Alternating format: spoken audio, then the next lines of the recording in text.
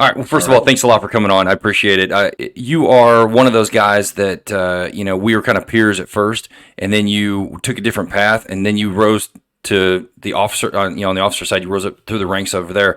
And I like those stories because I want guys to understand that there are other possibilities out there. Like you can do multiple things. There's not just one path for guys, and I love the fact that guys like you do raise to that level and kind of help the career field. I mean, it's good to have not, and it's no hit on any rated ALOs or any kind of like air crew members. I've had a lot of great guys like that, but they go through a different path once they leave the career field. Whereas guys like you and some other guys who I've had on the podcast are they're representative of us all the way through their career. So I think it's important that that you're highlighted and you get to tell kind of like how that began and then where you ended up and how you got there. So yeah, please go ahead, take over, and let's hear it. Let's hear your story. All right, man. Well, first of all, very honored to be on here. Like I told you before, the people who have preceded me on this, to me, are giants in the career field and legends and people who will go down as, path forging folks. And first of all, we'll always be peers. When coming up through, didn't matter what position I was in. Man, I leaned on the team heavy. But yeah, JD, great to see you. Great to talk with you. Yeah. So really, my story is pretty simple. Nothing exciting. High school, I kind of go over through the chronological, through kind of what we looked at, what we do. So high school in Pennsylvania, I had a guaranteed weather slot. Actually, my dad was a manager of a local radio station and did a lot of PSAs for recruiters.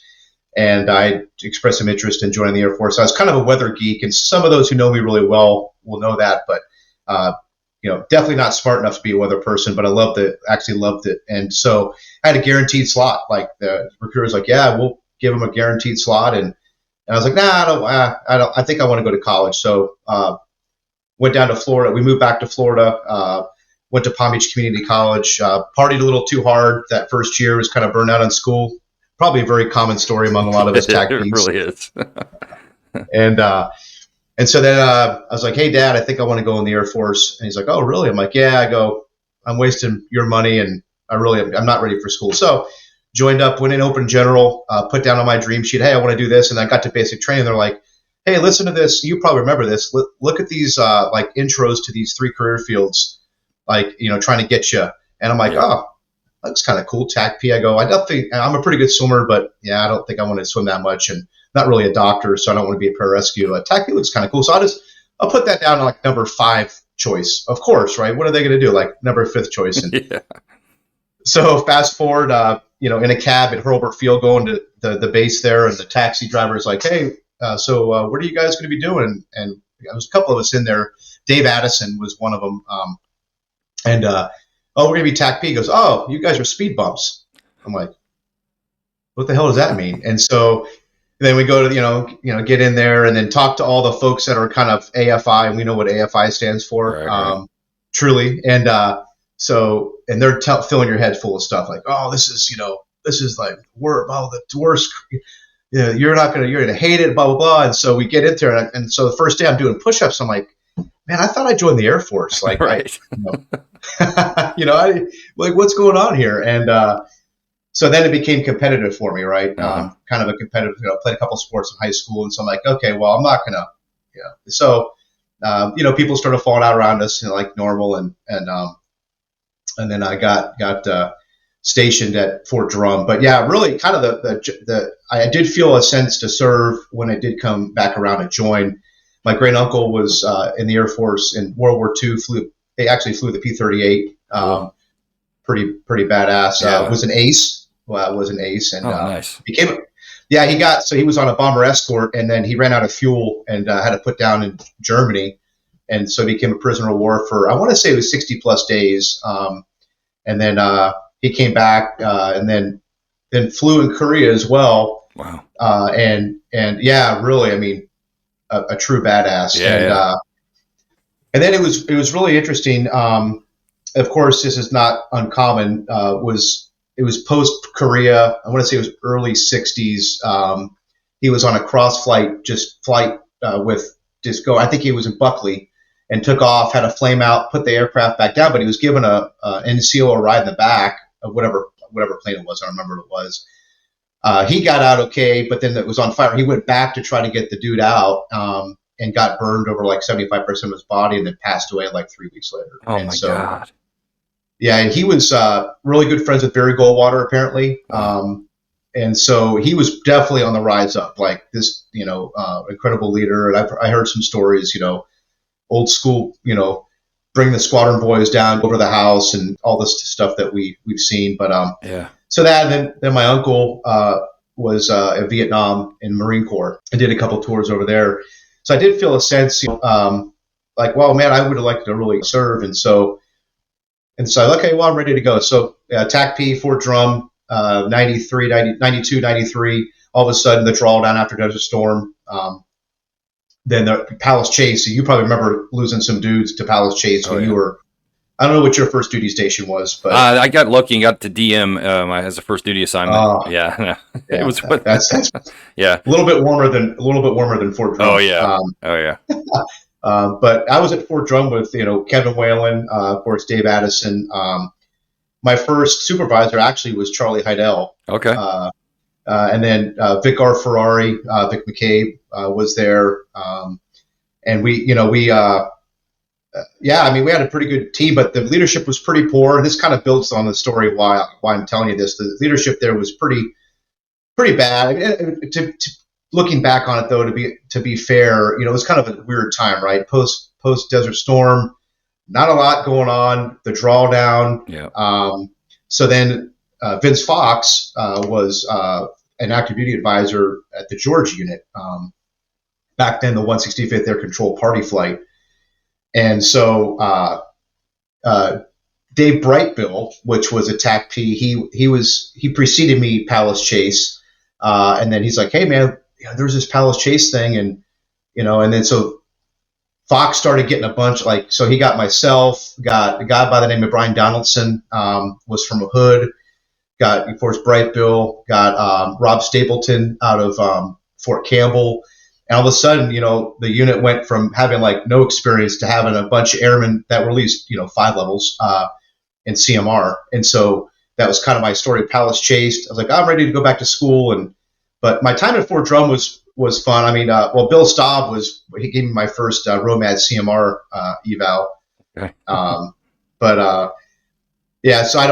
It's kind of just, my Fort Drum story was, obviously a couple of years, 2.5 years, Palace Chase, went into the Guard, then went back to college, went to UCF, started doing that. But really, of a few of us, a lot of war fighter exercises, a lot of computer exercises. We didn't have really an ETAC back then program per se. Truly only Guard was truly Guard. We had 4 units across the country. It was, us, Louisiana, Illinois, and who was the other one? Oh, out here in Washington.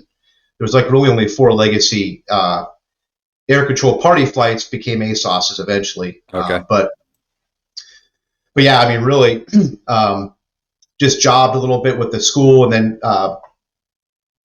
basically taught school, elementary phys ed, a really tough major. Got through that. And 96, went to the comp in 96 with the Guard. There was only 4 teams. That was pretty fun, Lightning Challenge. Yeah. And then fast forward to 2000, back at the comp, and then we had an AGR position opening, a training NCO job open. But what I will touch on first, though, going back to 1996, and I want to share this with folks just because I think it's important. So David Gray, which obviously everybody knows who that is, he joined actually the Georgia Guard first. I don't know if a lot of people know that. I didn't know that. Yeah, so he joined. He was a cross trainee. I can't remember what he did before. I want to say I might have been airfield. No, I think he was on because he was in Why Not. So he was. I think he was something in the Air Force on the bomber side, whether a maintainer. But he joined us, cross trained, joined us in probably 94, 95 time frame, and then he and I got our first ETAC eval together. Oh, really? At Avon Park. Yeah, funny story. And we were really we had a DO come in off the Marine Corps, John Haley, super good dude, and he was kind of like, "You guys don't have any controllers. Is that what you guys? Why you exist?" So then he kind of got the program going. So David and I were pretty much the first traditional guard ETACs in 1996, and got our initial evals at Avon Park, which was funny. Yeah, typical thing. Hey, you're gonna get your eval tomorrow. Stilli, you're getting your eval tomorrow. David, Gray, you're gonna get your eval the next day. Go out to the range. It's kind of foggy. You're wondering if you can get air. All of a sudden, the fog lifts. I get my eval about 30 minutes into it. He goes, "Bang, you're dead, David. You're up." And then, of course, David's eyes were like, Right. holy shit, right? I got to do this. And he got so he had a tougher road to hoe. I was expecting it. He wasn't expecting it. Yeah. But in true champ status, like he was, he took it and did great and passed it. And so Nice. he and I were ETACs together for our first eval. Nice. And then he met Heather. I want to say, it was shortly thereafter. But he went away to Georgia Military College, and then so he kind of separated from us doing TACP stuff, and then went the airfield management officer route, active duty Air Force. And I can't remember exactly when he met Heather, but it was somewhere late 90s, early 2000s, because then they got married, and then a bunch of us were at their wedding in Charleston when they got married. But yeah, I'll get to that story. I mean, that whole thing with his road to coming back to TACP was hilarious to me. We stayed in, Mac McMurtry, himself and myself were all stayed in contact, and then because they didn't have the non-rated LO program and active duty yet, and so yeah, so really training in CO 2000. My wife was in grad school down in South Florida at Nova Southeastern, and so I started doing the training in the CO and loved it. I kind of was able to be, listen, attention spans between elementary kids and TACPs pretty similar, right? Yeah. Right. So it was a natural fit. And Sure. then 9/11 hit, and then of course, we got quite busy getting guys ready to go, guys deploying. The Guard really stepped up initially. Definitely. Really did. When I look back on that, it's always say you can have all the requirements in the world in an AFI, but if you're really needed, all that shit's waiverable. Yep. That's right. like, oh yeah, you need to meet these requirements. Wait a second, you can fog a mirror. I think you're going to go. You're ready. Exactly. But that was an interesting time. But then really kind of just OPSO position, doing TACI and doing lots of trips to Arizona, getting trained up. We worked a lot with the 15th ASOS back then. We had a really good relationship with them. Eric Jones, Eric Bordeaux. I remember them. They were A1C. I was a tech sergeant, giving them instruction on the range out at Gila Bend. Nice. And lots, working with Craig Jenke a lot. Oh, yeah. But yeah, so really kind of just doing a lot of that, settling in, and then 2005 went to Iraq. We had a team of I want to say, let's see, six or seven of us went and supported the 3ID. 48th BCT was the Georgia Army Guard Brigade, and then they fell under the 3rd ID. So we fell into there as a lieutenant. So I guess maybe I should share that. I don't know. I'm sorry. I'm kind of jumping around here, but I got my commission in 2003. The Guard went back to a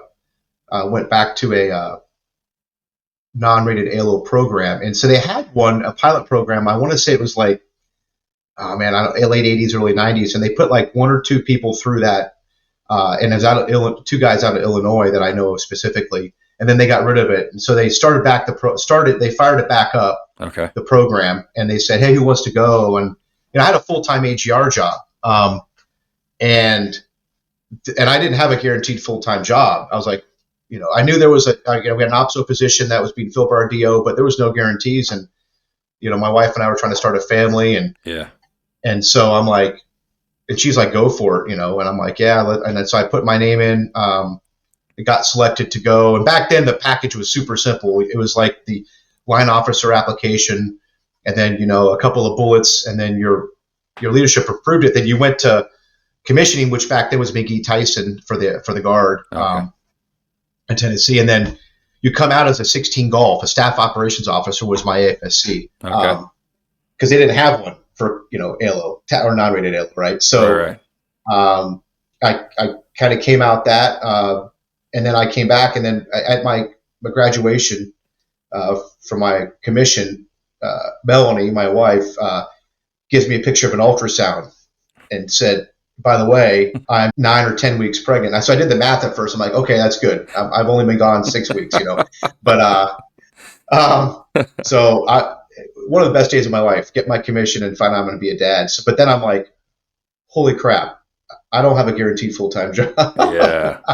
So, but listen, God has a plan, and I was blessed enough to come back and then work my way into an OPSO, basically filling that AGR. And Nice.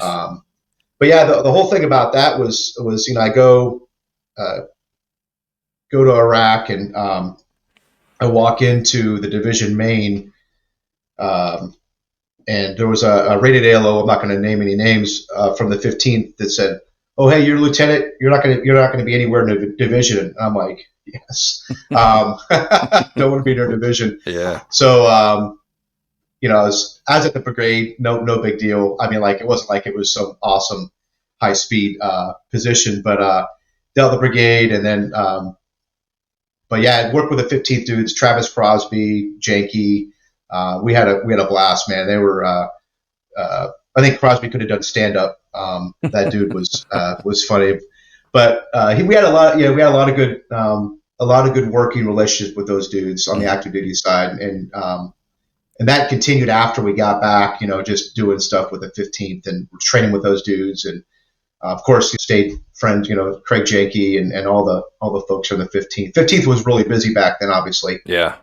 Because of the way everything was designed. We did brigade pooling. So ROE was really strict, so didn't do a lot of high speed stuff. Really down at Mohammedia, and then over at Fallujah a little bit. Did some planning over there, kind of, but really nothing back when early on, right? So, but learned a lot. Really did learn a lot. And it was mostly just how political things get, right, after a certain time, and how Sergeant Major cares about what you're wearing for PT uniform. I always said, when the Army starts worrying about what you're wearing to PT, it's time to leave. Yeah. Obviously, it's not important to be there anymore. Right. But no, it was good. We had lots of good experiences. As a lieutenant, I had a great thing. I was, prior enlisted. I just made Master Sergeant actually right before I went to commissioning school. And so, how was that? How was that going? Because I had a buddy that just did that recently. Yeah. He was a master, and then he went to OCS or whatever it is, and got his lieutenant bar. And I've always wondered how that transition. You're kind of at the top levels, and then all of a sudden you're like almost down at the bottom again. Well, it's funny going to the school itself. The first day, I always remember this first day. They typical like basic training. They come in, rattle everything, get everybody up, and it's so dark 30, and you're standing outside, and they're just yelling at everybody. And so the guard perspective was, you had, I think 80% of the folks that were in the school were prior service. Where on active duty, it was opposite. Very few prior service, mostly just new people. So it was kind of inverse that way in the guard back then. Now they all go together in Maxwell. So it's probably, about the same, maybe a little bit heavier flavor of prior service. But so you had a bunch of us prior service people.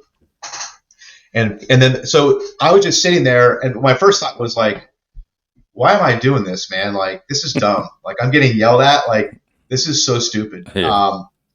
But then I started going, oh, that's hilarious. Because then they're just busting people's chops, and all the non-priors are just freaking out. Sure. And so that was, the school itself was interesting. And then the push-up thing was funny. They dropped for push-ups, but they only do like 10 at a time, and people were crying. And I was like, it was pretty funny. But yeah, really, I always thought though, like, I always kind of like remain in the background, right? I don't like to be, I was a guy that I wanted the drill instructor to look at my name tag at the end of graduation and to go, hey, Stilli, good job. Yeah. So I always kind of like a chill out, lay low, step up when needed, but not the guy that's out like rah rah, like. And so for me, it was, I think, an easier adjustment. And honestly, I used it to my advantage. If I didn't know the answer to a question, I'm just a lieutenant, right? Yeah. If I knew the answer to the question, like that guy's a sharp lieutenant. Right. Yeah. But yeah, no, it was interesting. And really, honestly, dealing with the Army was probably, I think, the most comical because lieutenants, are in the Army. And the Air Force lieutenants actually are kind of respected because a lot of lieutenants are flying, $25 million aircraft Right. and like doing some. Where a lieutenant in the Army, I'm not trying to downplay the importance, but I mean, compared to the level of responsibility, like I always said, like E4 in the Air Force, especially TACP, has a huge amount of responsibility compared to an E4 in the Army, or even hell, a lieutenant, right? Definitely. So, I get beat down by the Army a lot as a lieutenant, and it was always fun. And one of the examples of that was the brigade commander was from the 48th was a 1-star. Back then, the Army Guard would promote brigade commanders to be 1-stars, and on the active duty side, as you remember, those are 06s, right? Right. And so that pissed the active duty off, and this guy from the 48th was really not well liked among active duty folks because they went to Fort Stewart to train up. Oh, okay. The chief of staff would call over to General Webster, who was 3ID commander over in Iraq, and say, hey, this guy coming over from 48th is really not very, he's kind of an ass. And so unfortunately, their dude's got a bad setup over in Iraq when he went over there because he didn't set him up. So he was very dictator-like, and he talked down to people. And okay. So so he was like, oh, I'm gonna, you guys need to come over with us. Air Force, you're gonna fly over with us. And of course, we know how that works. Like, no, we have our chain of command, right? We don't work for you. We support you. It's not a command relationship. It's a supporting relationship. Everybody knows that. Yeah. I mean, we all know that. And so we didn't go over with them. So we got over there before them in place, doing our right hand, right seat, left seat rides. I'm down in Mohammedia doing my right seat with the ALO down there. And the 48th shows up about 10 days after we show up. And I'm down there. And so the brigade commander is down there during some kind of rehearsal we were doing, and he sees me, and after everything was over, he calls me over, and he's just chewing my ass, like, I'm just a lieutenant. So I go to parade rest, and I'm just, listening, and my inside voice is like, you are such a tool, so he's like, you guys didn't go with us, you missed a movement, and I said, well, sir, we explained to you that the way we do things is XYZ, blah blah blah. He's like, who's that? We had a lieutenant colonel on our team who came over with us, who's kind of like the lead. Who's that? I go, Lieutenant Colonel Washington. Yeah, have him stop by my office, tomorrow back at, back in Baghdad. So he dressed me down. Like, that was kind of my funny, welcome to the theater, Army guys just all up in my, in my chili. And, it was just funny. But my point is, being a prior NCO, I was like, okay, man, like if I had a nickel for every time the Army yelled at me, I could feed a third world nation. Right. And so that was, and I think that did me well, especially over there dealing with the Army and kind of navigating some of that craziness. So sure. Yeah, but yeah, that guy was still remained to be kind of difficult, but his chief of staff was super cool. So we worked through that. But so yeah, really, honestly, I really enjoyed that role of being a lieutenant, kind of, under promise, over deliver type of scenario. That's kind of how I roll, or try to over deliver. Sure. I definitely could under promise. Whether I can deliver or not sometimes is questionable. But, right. But yeah, really. So we going back to the non-rated program, then the active duty. I want to say roughly like 2006 or 7, and obviously I'm getting old, my memory escapes me, but is when the active duty started looking at the program, because the Guard we had put through with, after me there was we had Roger Brooks, Ray Pollock, and a few others that followed me, and then a couple of the other squadrons, and then we also then grew as a community, went from so it became an air control party flight to an ASOS in '96, and then I want to say 2000-ish we grew ASOSs, eventually having 14 ASOSs. Nice. Across the enterprise in the Guard. So our impact is getting, and the activity is like, oh, a pretty good program. And so I was proud of that we as a community in the Guard were able to kind of lead the way for the active duty non-rated ALO program. And then became obviously career LOs and then on 19Zs. And so, but yeah, I want to say it was 2006 or 7. We had Vince Fox calls me up and he's like, I was really good friends with Vince. And God rest his soul. Awesome guy. A great American. Great guy. I mean, that guy, talk about a pioneer. Yeah. The community. I have so many examples of, and we don't have the time to go through just how he was outside the box thinker, and his heart and soul was with what was best for the community. It really was. Yep. Like, being a 9th Air Force guy, everybody was afraid of 9th Air Force. You remember these days, like, shit, we have a 9th Air Force inspection coming in. Right. And, but he was the guy you could call and go, hey, I have a question. And he was he was very approachable for everybody, even people who weren't as close to him. Right. And so, for sure. He called me up. He's like, hey, Dave, I have the 682nd's going through a Sandoval inspection, and they want to do their controls down at Townsend. He goes, and right now we have so-and-so, whatever. Can I make you an augmentee inspector for 9th Air Force to give some evals? And I'm like, yeah, absolutely, Vince. I said, well, first of all, before I walk into this ambush, what are we looking at here? And he goes, oh, we have so-and-so, a lot of experience. I don't see it. Because my fear was like, oh, great, I'm going to go in and the Guard guy is going to hook an active duty guy. I'm like, oh, I'm not going to hear the end of this. Yeah. So long story short, they had a guy, unfortunately, who was set up for failure, kind of did a one-off tour, came back to the community after about 3 or 4 years being gone, and hadn't done a lot of spin up. And he was my first eval, and he was the chief of stand eval. Oh my gosh. And so he did not do well. He had a lot of rust, but it was a clear hook. Like it wasn't, yeah, no question. So I call Vince. So do the debrief, like, hey, here's what I'm thinking. I'm a little bit, I got to look at everything, but here's what you did. ABC kind of grounds for automatic Q3, what we know it now, right? Yeah. But I'm gonna call 9th Air Force, call your commander, to all this stuff that we've done, right? Like just to give him a heads up. And so I call Vince. I'm like, dude, what's going on? So he starts laughing. Of course, Vince, typical fashion, walked me through. And so, well, hey man, it is what it is. He earned the grade he got, right? Like he always used to say, I've never failed anybody.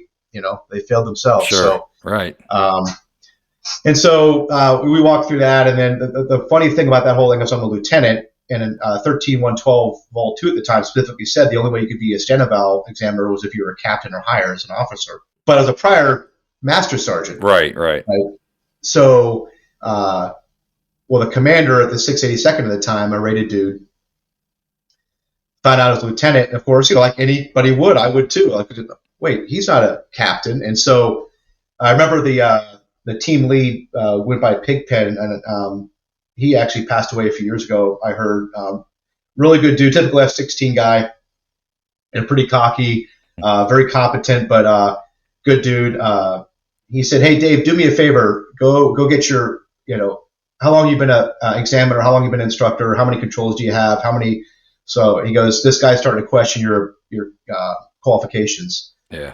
And so I'm like, okay, cool. So he basically went into the commander and said, okay, here we go.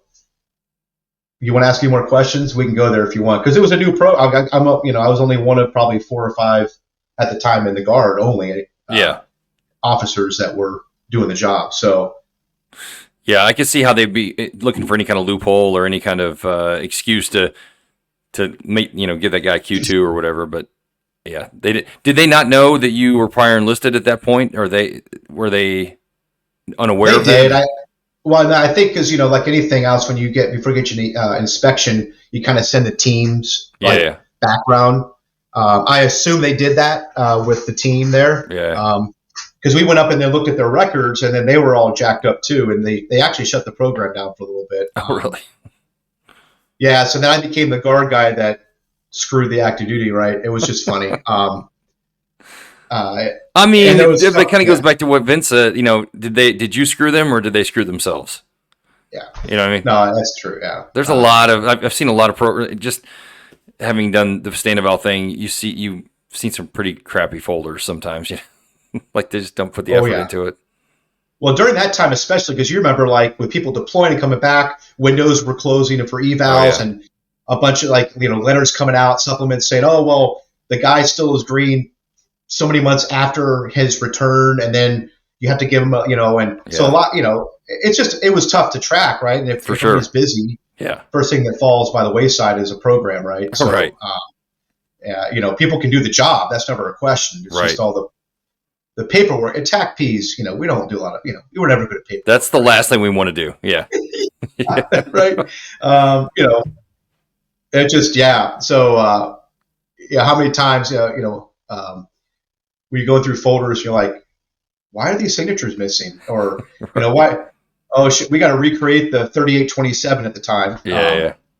And so, yeah. But anyway, yeah. So, um, it. I mean, but once again, the experience I gained from just doing those one-off things for helping Ninth Air Force out, and then Vince Fox, yeah, just a great American, and then so yeah, I mean, really, kind of that was my.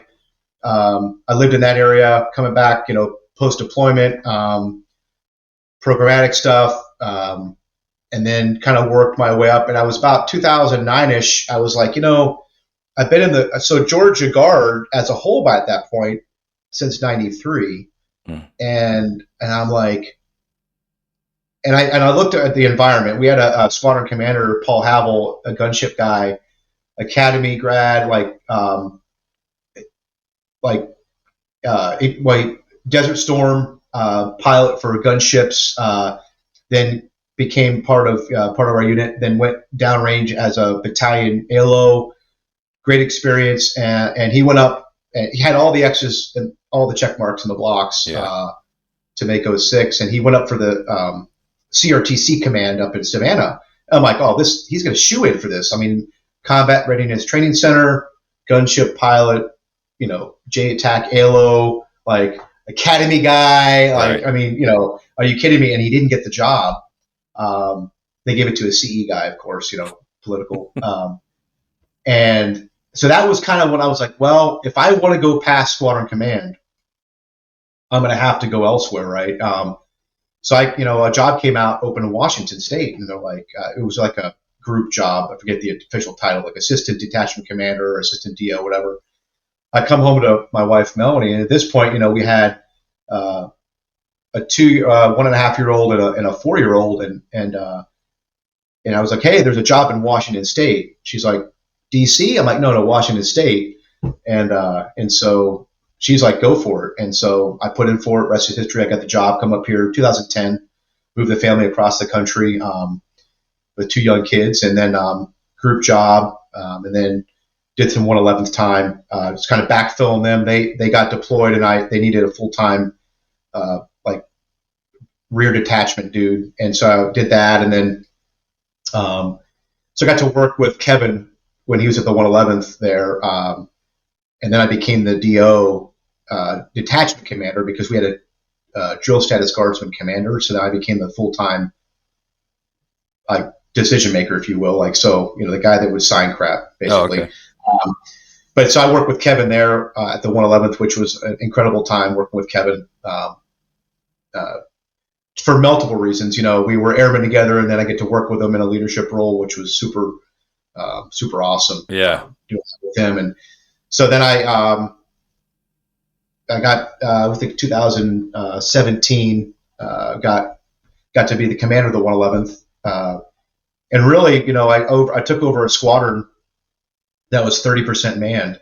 And the guard's a little different, right? Because we have to recruit ourselves. We can't, ARPC feeds people to active duty, right? Like Sure. they put people in places, and so my proudest moment was getting on and then getting Billy Fager. I don't know if you know Billy. I'm not familiar. Yeah, he was at Carson for a long time. Incredible leader. He was brought him aboard off active duty as my superintendent. And then Joe Favre was my drill status guardsman first sergeant. And together, we in a couple of years, we went from 30 38% to 92% recruiting. Nice.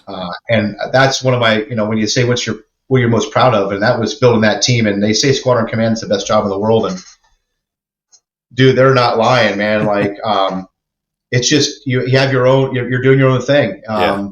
And I had good leadership at the group level at the time. They empowered me to do things, and worked for John Dowling at first, and then you might know him, Frank Scalero, goes by Squiggy. He was a 5th ASOS commander for a long time. Oh, okay. A-10 guy. He's actually now the deputy as a GS-15 at half A3S. Oh, okay. In the Pentagon. But one of the best leaders I ever worked with by far. And why? If I asked you what makes somebody a really good leader, what's your first thought? If I asked JD, somebody that listens to their guys, somebody who's in tune with them and doesn't try to micromanage or be overbearing, receptive to input. 100%, right? Empowerment from the top down to the bottom, man. Like, I empower my A1C like I empower my captains or majors, right? So, right. And that's how he rolled. So really did that, and then COVID hit. The world ended, and here in Washington State, it was a tough time on the personal side because the state was shut down and my kids were suffering. And then from a squadron command perspective, from 2017 to 2020, we went on 2 awesome training trips. I went to UK, trained with UK ASOC, put our whole squadron on a C-17 basically, flew across the pond, did training with UK ASOC, went to Avon Park, did a ton of stuff as a squadron, just a whole squadron movement again. So we were having a great time. Then 2020 hits, COVID, and then kind of navigating that, and then had a chance to do group command, meaning the job came open, and so I had all my ducks in a row, had my PME done, all that stuff, and then was blessed enough to be chosen by that. I take over, do the change of command. Then my wing commander calls me in, like I basically shake everybody's hands. He goes, "Hey, I need to talk to you." Okay, cool. And so go in there, and the first thing that I had to deal with, and you're going to laugh at this, first thing I had to deal with as an ASOC commander is one of my squatters wasn't wearing masks indoors because of COVID. And so, and in his defense, because his name is Ken Borchers, Junior Borchers, awesome dude. He's just it was coming down from the top, and he's it's got out of anybody's control at that point. I mean, it's just policy. So he, and and I kind of chuckled, and I'm like, really? Like, this is the first thing I got to deal with as a group commander is freaking mask wearing, right? Right.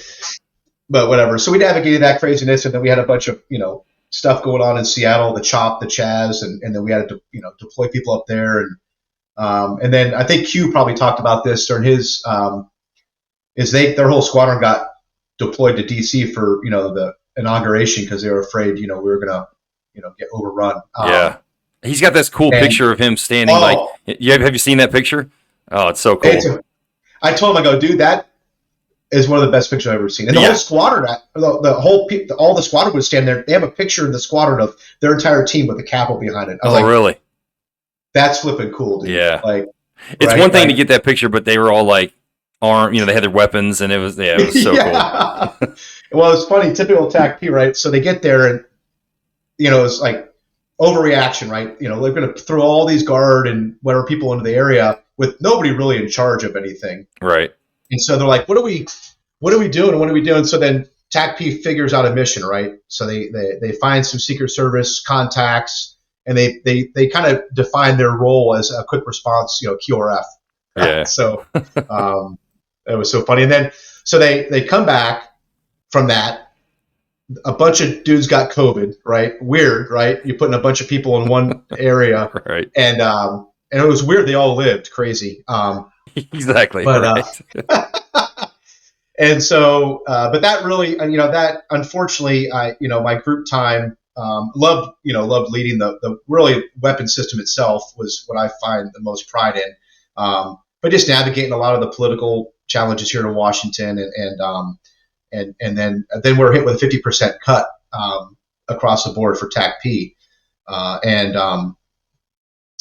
to me, that was really a tough time.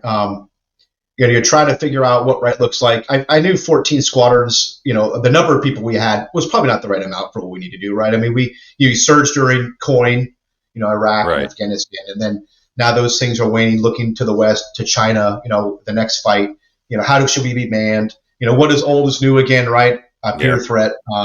That was a trying time, really, for not just me, but for the guys at NGB. You had J. Rob, Dan Curtin, Larry Mansell, really navigating this craziness. You're being told you can't talk about it at the high levels because it's all, headquarters planning, and they don't want to let the cat out of the bag. And then plus you have each state has representatives, and and you have tags, and so it's a little more political on that side of the house. And for sure, yeah, it's tough. And so trying to keep this brief, but yeah, you had a bunch of COAs, 50% cut. Do we spread it across the entire enterprise, or do we close squadrons?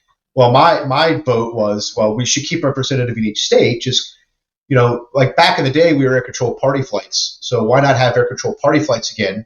So in some units, and then some units you have full squadrons, and you just have them kind of falling under there, not insurmountable. And so we thought we kind of shaped the discussion to go that route. At first, they're like, no, we're closing it. We're closing 7 squadrons. And we're like, well, and so I felt we successfully countered it, and it felt like we were getting a lot of drinking ducks, from leadership at the 3-star, 2-star, 1, 2, and 3-star level. Yeah. And so then that was kind of like, oh yeah, we think that COA is going to work, because we still met the intent. It was able to peanut butter spread it across the community. And so I tell this story because it's one of the, I think it's kind of funny. So Joe Pingley was the group commander in Illinois at the ASOG there, the 182nd. And we're talking with NGB, and I won't name him because I want to keep, plausible deniability for him. He kind of gave us inside baseball, was like, hey, we feel they're going back to COA 1. They're going to shut squadrons down. So like the year before, it was briefed to everybody so the Dan got on there and briefed all the tags, hey, we're closing 7 squadrons. So fast forward that summer, we're trying to do everything to counter it. We come up with a COA. Then that next January, so April, hey, you guys are going to all close down. That was kind of the feeling. Well, we're kind of work behind the scenes. We get to where, okay, we think we're going to be able to save squadrons. And so February of 22, I think it was, I get a call, and it was like, hey, they're going to go back to COA 1. They're going to close squadrons. And that was a guy at NGB giving us inside baseball. But it can't come from me. And I'm like, okay, well, I looked at Joe, or I talked to him. I was like, hey, Joe, we need to let the field know, because these are like airmen's lives. People are taking jobs, people are hiring jobs. I said, I'm not going to keep this from the field. There's no way, as a weapon system chair. So we both put out the same email to our squadrons, and it basically said, looks like we're going back to COA 1. I'm paraphrasing. And so, stand by, but we want to give you a heads up. I wouldn't hire anybody right now, whatever. So I'm on leave in Arizona with my family, and my youngest and I are going to go play some golf. And so I hit send on the email. I go out, play golf, and when I'm playing golf with my daughter, my phone's pretty much off. Sure. Whatever. I'll check it at the turn or whatever. So I check it, and I have like all these missed calls, and so I get on the voicemail. Hey, Colonel Stilli, this is Lieutenant Colonel so and so from Lieutenant General Lowe's office. So he's the DANG, Director of Air National Guard. So usually that's not a good sign. You get a call from, and so then I call Joe. I'm like, hey, did that email say anything that wasn't said like last year? He's like, no. I'm like, well, I got a call from, General Lowe's office, and well, then it made it. So then it went from there to the deputy director, and then all the way back to my basically ATAG. So he's the commander of the Air National Guard of Washington, a 1-star here. Like some TACP guy, blah blah blah. And well, what happened was when I sent that email, the Kansas squadron commander sent it to his wing commander. Wing commander sent to the Kansas TAG, because that was one of the squadrons that was targeted to close. And so they thought they were okay. Well, then this came up, and he's like, so Senator Mike Moran from Kansas was very much an advocate for keeping the doors open. Mm-hmm. They had a good advocacy from him. And so he said, he just forwarded my email, didn't clean it up, just forwarded it, which right to the General Lowe's office. So my name's on it. They do the forensics, come back around, and I get a call from my wing commander. I'm on leave, right? And that was when I was like, man, like, doing what's right. And I would have done it. I'll do it 1,000 times again. It was well. Wait, what was the beef? Yeah. I mean, was it they didn't want you to send it out prematurely, or it wasn't official, or? Well, because remember, you have each state has congressional support. Tags are each individually. You have a lot of power between the tag governors and senators that have a lot of influence. So they were trying to keep their cards close to their chest, so then the DANG could just basically ram through that stuff without getting concurrence from the states. Okay. So he was trying to play poker, and I understand his position, right? I mean, at that level, you have to be very cautious because you are navigating all that craziness. And so I guess so, but like you said, it's people's lives we're talking about, Like if you got a bunch of active guard guys, and then you're like, oh, you were shutting your squadron down, then they're looking for a job all of a sudden, Yeah. Exactly right. So that's how I felt. That's how Joe felt at the 182nd. That's how it makes sense. All of us in the TACP felt. Yeah. So I mean, well, the one thing it did do, Kansas is still open because they successfully, but it came at a cost of another squadron, and it was Peoria basically. So Illinois has no more TACP.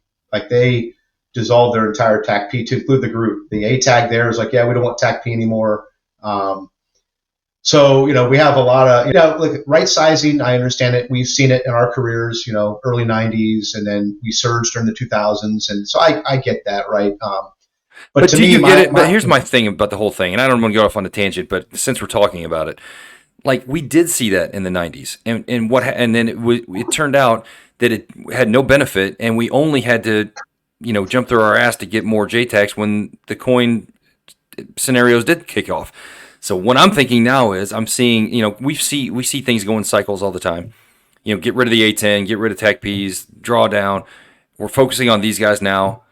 What happens if that doesn't come to fruition? And more likely than anything, we're going to go to some, third world country and do coin again. It's just, I don't know. Is that what do you think about that? I feel like we never learn, and it briefs well, and everybody has these high expectations, and we buy these expensive aircraft, and we got to put them to, we would love to put them to use, but then it's not real. I don't think it's very realistic. I don't know. What do you think?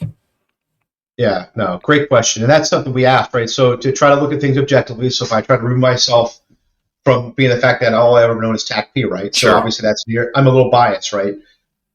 But if you do look at it objectively, back in the 90s, not everybody was a JTAC, right? True. So, or ETAC. So really the number of ETACs, JTACs back then were a lot less because not everybody was. Now everybody coming out of the schoolhouse is supposed to be a JTAC, right? Right.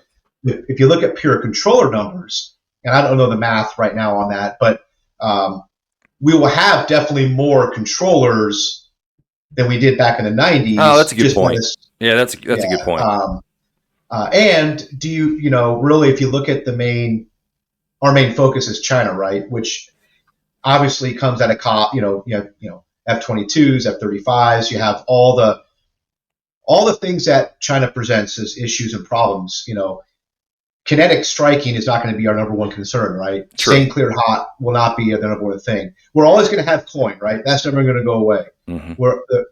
We're always going to need somebody on the other line saying cleared hot, or data bursting and cleared hot. Right. That's how we're going now, right? So to be fair, do we need the same numbers? I don't like it from 2000, like we had in 2008, 2009. Probably not.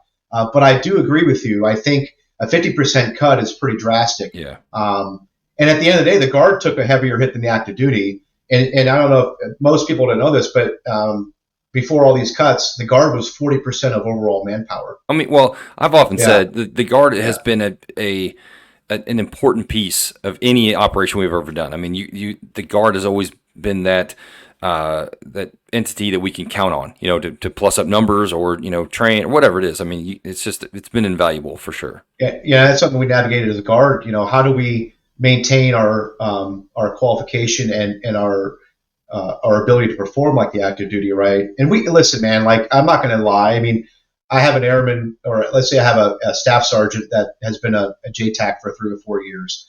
Is that dude going to be at the same competency as the same guy that's been active duty? Probably not right away, right? Because I mean, it's like repetition, right? Sure. However, what I will say is, what you lose maybe in that piece, you gain in lifetime experiences, right? Yeah. And the ability of a person who's dedicated to the job. He has 2 careers. Right. I mean, he's doing right, and he has to maintain the same qualification as somebody who's doing it 24/7. Yeah, I don't know how they do it. It's yeah. got to be tough. It is, and so that's in that gray area when you lead that, right, having to lead in the gray is important. But Sure. But going back to the numbers, 50% cuts. I mean, yeah, I don't think that's the number. Do I think we need the same numbers we did in 2010? Probably not. Hopefully not. Right. Right. But so I don't know where that balance will find itself. I will tell you though that as you probably see now, these airmen that are coming to us or are so smart. Like when they just technology wise, man. Yeah. I mean, I barely have opposable thumbs, and right. These dudes are coming in like basically with A++ certifications when they get to the tech school, and they're like, oh yeah, data link, I'm just like mind blown, and they're ATAC and all that. It's just, to me, the level of technical competency is unbelievable. For sure. But ironically, the washout rate in tech school is not dramatically better with even overall for our qualifications. It's crazy. Or our pre-qualifications are like, in doc stuff and all that. Yeah. Because at the end of the day, it comes down to heart, and and that's something I always have a discussion like when you and I went through, probably why my back and my knees and my neck and all that shit hurt all the time. But like, and I was I'm just a nasty leg. I didn't even jump out of aircraft. So now these dudes are coming in. They have like the human performance piece of it, the nutrition, the which is the right way to do it, because long term it's going to make sense. You hopefully prevent a lot of these VA issues down the road if you're looking at a cost benefit analysis. But some of that like grit that we just push through things when we probably shouldn't have pushed through them. Like my favorite story from Q is when he jumped in a night jump in Afghanistan and broke his back, and then he walked out like 12 clicks. Yeah. I'm like, do we have those same quality of dudes in the and I there's no doubt we probably do, but that's why I always say I serve with legends, guys who giants and legends, we live off their backs. At least I do. Yeah, really, honestly, just the last couple of years was tough for me. Just from a standpoint of the environment I was here in Washington, and then obviously all the changes from a weapon system perspective. So in 2023, I was at a weapon system council.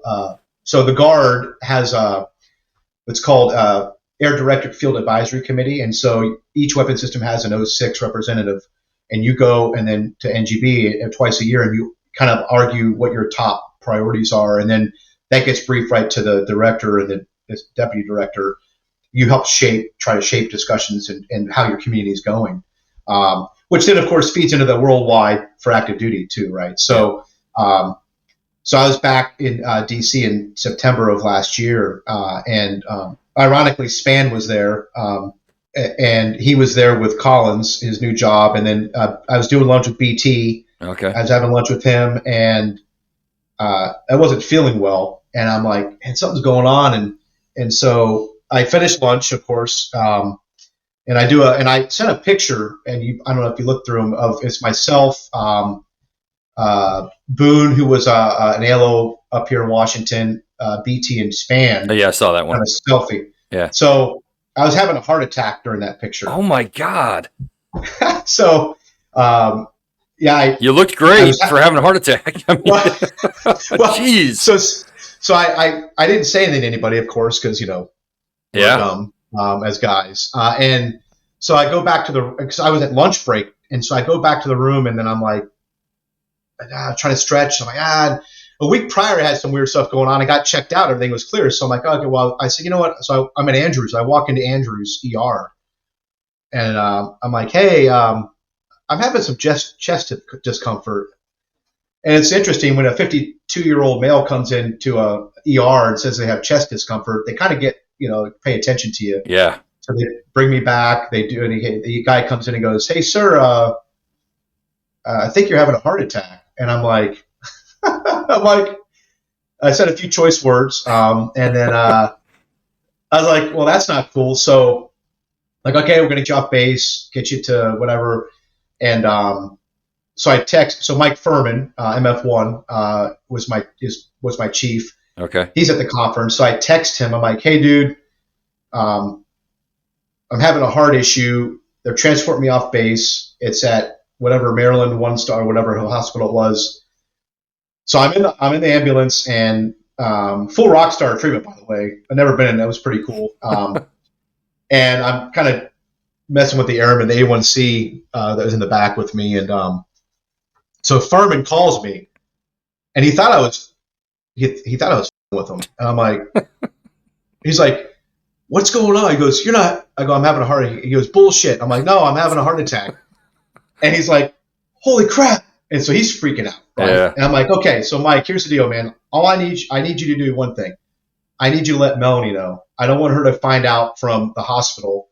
Just please let Melanie know. Yeah. Before she gets a call from a doctor, right? That's never a good thing. Right. I go, and then I'm gonna let the hospital, when I get there, that they can relay any information through you, so that way you can keep Melanie in the loop, so that way she's not wondering what the hell is going on. Right. So I was really impressed. To get me in there, they put two stents in my heart, and then yeah. So that the moral of the story is, I think the last couple of years took a toll on my health, just from a standpoint of, and I didn't know it at the time, right? I mean, no family history.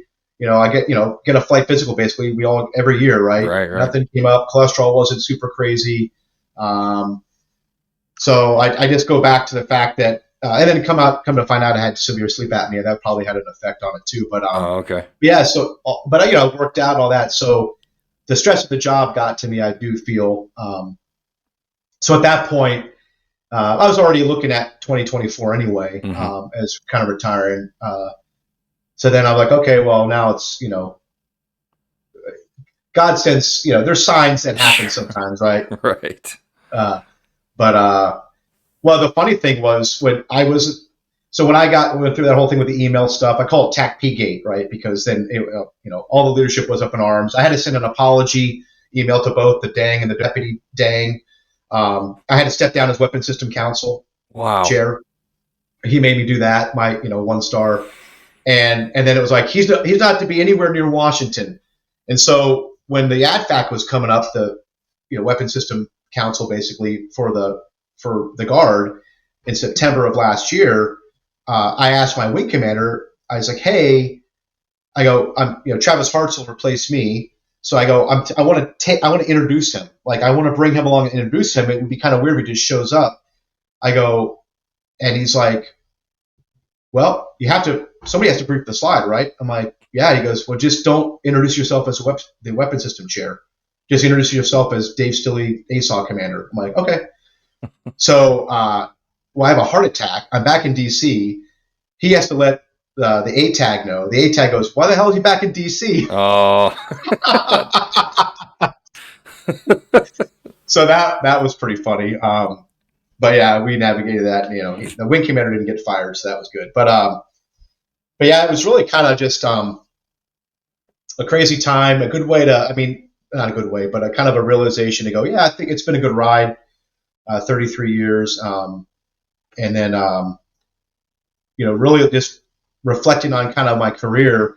Like I said, man, blessed to have people around me that were smarter than me, which is pretty easy to do. And just empowering airmen at the lowest levels. I wrote a few bullets down to kind of think we can, wrap things up. Because yeah, I think I did a training workshop for business development this last week. So now I'm doing simulation solutions for mock technologies, and it's remote work, which is awesome. Yeah. I'm not in charge of anybody, like we said, like I told you earlier. in charge of myself, which is awesome. And I tell my supervisor all the time, who was funny. He was a one-term airman, and now he's my boss. And I'm like, hey man, his name's Cliff. I say, Cliff, that's above my pay grade. And I go, and I don't know if you realize how happy I am to say that. Right. And he goes, yeah.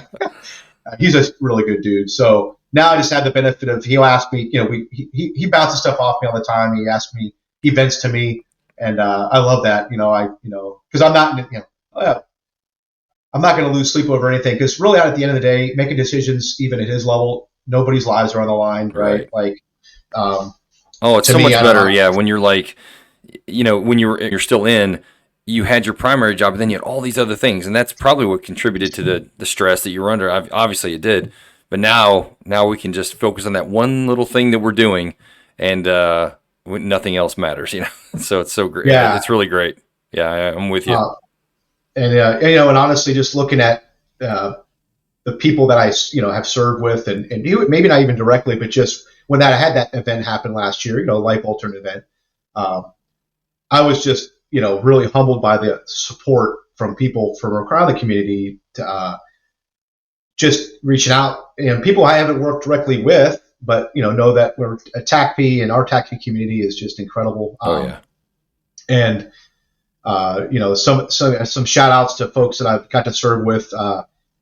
I would like to get, I'd like for you to get this guy on, Jim Harnish. What's great about Jim was he served in combat in 4 decades. And so funny story about him, Just Cause, then Desert Storm with the 15th ASOS. And then he got out for a while, then joined the Guard, like I want to say it was early 2000s. Then Iraq and Afghanistan between 2000 and 2010 or 11. So it was 80s, 90s, 2000s, and then like 2011, 4 decades. Wow. And I was blessed enough that he asked me to do his retirement ceremony, and I mentioned that. I was like, okay, well, Jim, let's talk about this. First of all, you're old AF. 4 decades. Let's go over this history. And by the way, 1989, the price of milk was this. We've seen that done before. But really, honestly, I told him I was coming on for this, and I don't know if I told him I was going to throw him under the bus and want to get him on here, but he would be really an amazing guy to have, because I don't know of anybody, quite honestly, that did all like 80s to because he had a break, so but still to do that many decades like that. I'd love to talk to him. If you want to pass him my info, feel free, for sure. I will. And then I'll give him a heads up that you're going to reach out to him. But yeah, really kind of going on with, so Jim Harnish really shaped my career too. Just he was another guy that had a large break in service. He came back as a senior airman, but he had so much experience. He played that pretty well too. Like, I'm just a senior airman, but the guy had so much experience. Right. And, Mike Furman, Chris Spann, of course, Q. There's so many that I won't mention that I don't want to offend, but yeah, just really honestly, and the reason what made those guys such good leaders was they always say your character's judged by the questions you ask, not by the statements you make. And so they always asked a lot of questions, right? Yeah. And really, honestly, that was their compass. And really empowerment down to the lowest level, like we talked about before. And I always say, explain the why. If I could explain the why to JD, if I have the time to do so, 99% of the time we have the time, right? Sure. If I explain the why, how much more buy-in do you get? Oh, yeah, exponentially more. Yeah, if you're telling somebody to do it just because you said so has never been a good technique.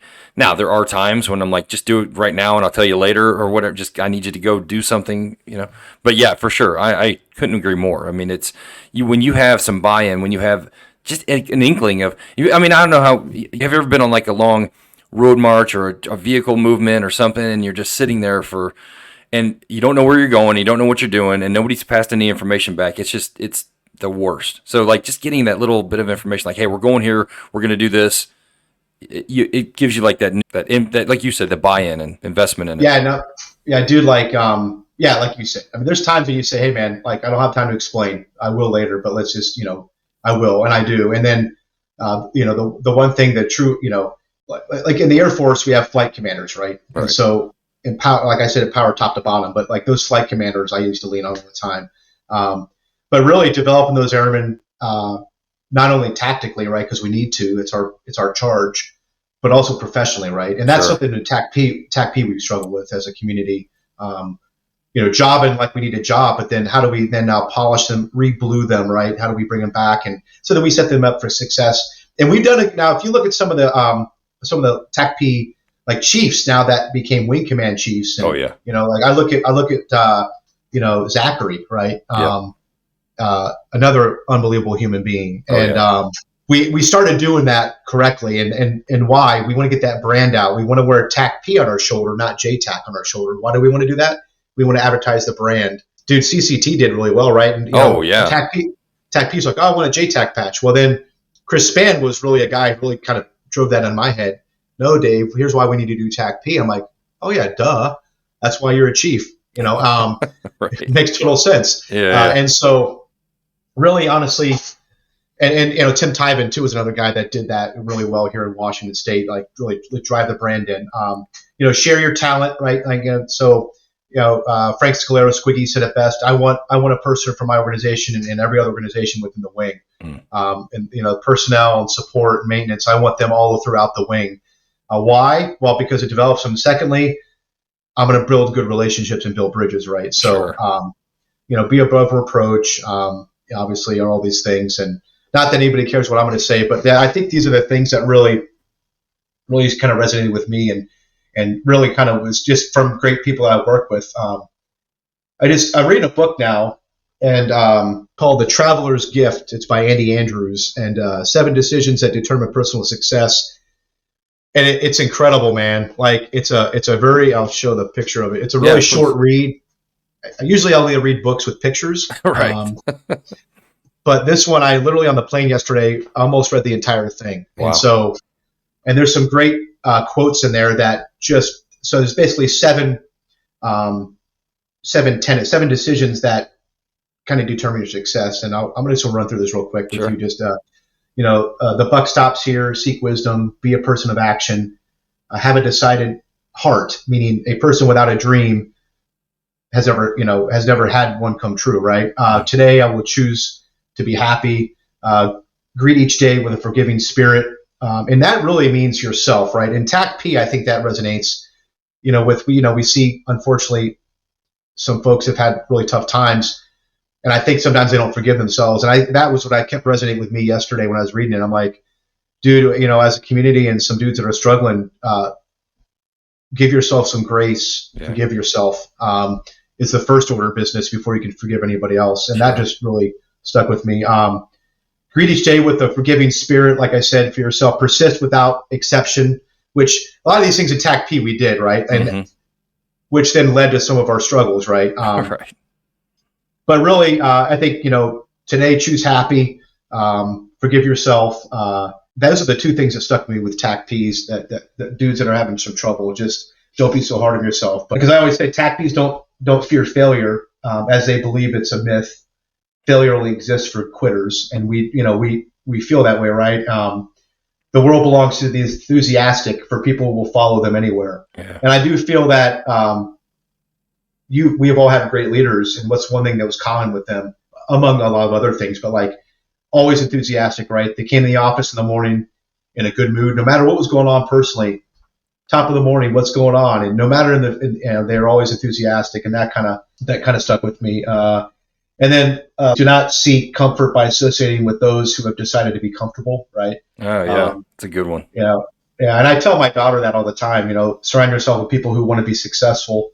Typically helps out a little bit. And then challenges are gifts, opportunities to learn, right? So some nuggets there that I pulled from my personal experiences and from this. I was actually given this book by the guy who ran the course that I was in. Okay.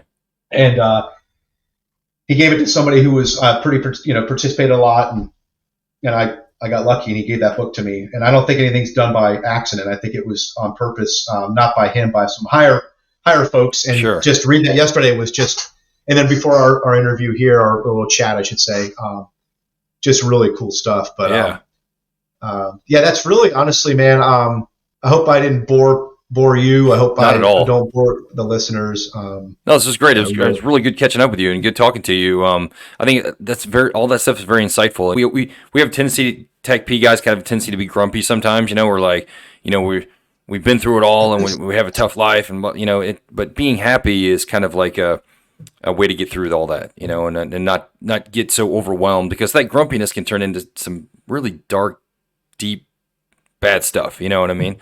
So yeah, being happy and finding something that makes you happy is, I think, key. I think that's a great point. yeah, and Yeah. then, but yeah, last but not least, I love your shirt. I love the Surf Oh Brigade yeah, cause. yeah. Kevin's a good dude. Kevin and I go way back. I think what he's doing is phenomenal. Yeah, I try to put the word out as much as possible about this kind of stuff. Yeah, no, it's good. And then I want to do one last hit on you said charity stuff. So, Washington Track and Field Academy. We help provide for coaching and training for athletes in high school, well, anywhere really from any age. We've had some adults on the track club, but my oldest daughter, ran track in college for a year, and so we opened this charity up to allow for competition during COVID, because nobody else, the high schools were shut down till like 2021. Right. So we did this in 21. But long story short, good cause. Golf Booster Club for my youngest daughter plays high school golf and is a lot better than I am, and so she's doing well. But the charity most near and dear to my heart recently is the one that my wife got involved with. She's running Boston 2025, the marathon, as part of a charity team. She's done like 10 or 11 marathons, and she wanted to jump on. She qualified in 2019. COVID happened, wasn't able to run the Boston in 2020 because of COVID. Then they didn't defer those runners, so she had to requalify, had some injuries, some health issues. So then she was like, well, how can I run Boston again? But let me look at a charity. And we talk about things happening for a reason. Sure. So she put in for an application to run for the Homes for Our Troops charity.